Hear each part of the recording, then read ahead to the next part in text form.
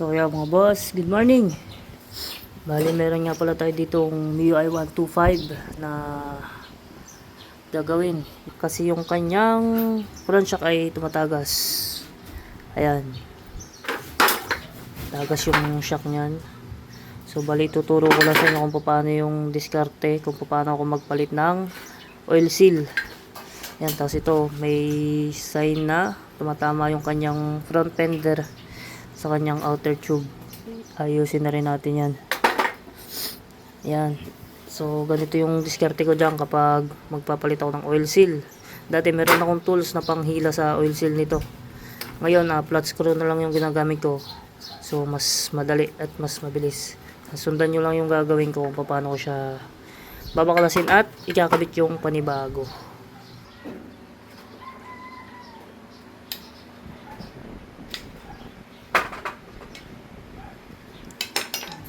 Tutok mo dito.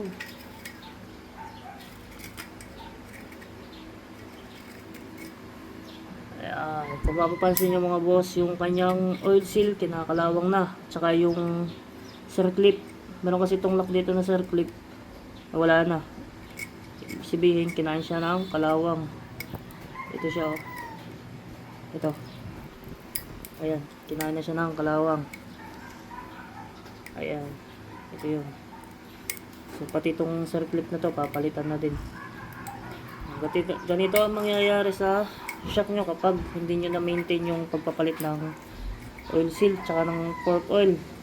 Pag nakita nyo tumagas na agad, papalitan nyo na agad ng oil seal.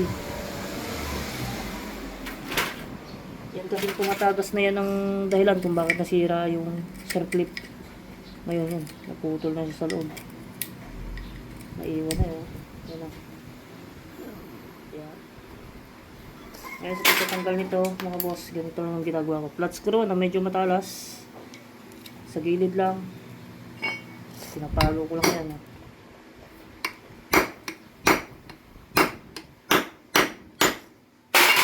So pag nakatusok na yung flat screw, sungkitin nyo lang. Ayun tanggal na. Ganyan lang kadali magtanggal ng lumang oil seal. Yan, mas madali ito kumpara doon sa tools na ginagamit ko dati. Ayan, tanggal na. So, lilinisin na lang tapos lalagyan ng panibagong oil seal. Ganyan na paglilinis lang.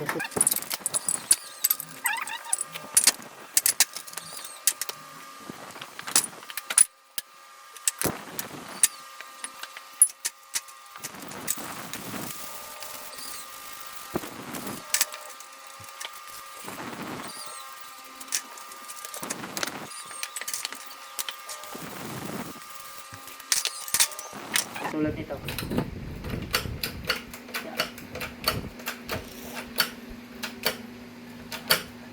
Yun. Ganun lang kadali yan mga boss. Nakapasok agad siya. So lalagyan na natin yung lock tsaka yung dust seal. So yung isa ganun pa rin.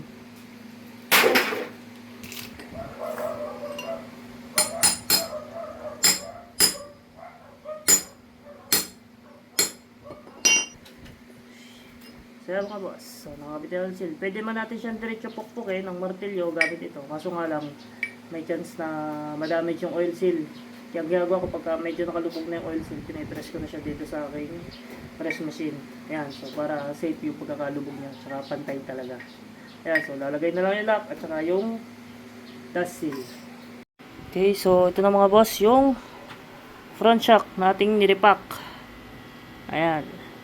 Buo na sila. Hindi ko na naipakita sa inyo kung paano gamitin yung aking legendary tools.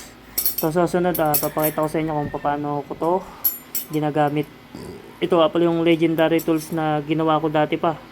Siguro 2019 ginawa ko ata ito. Yan.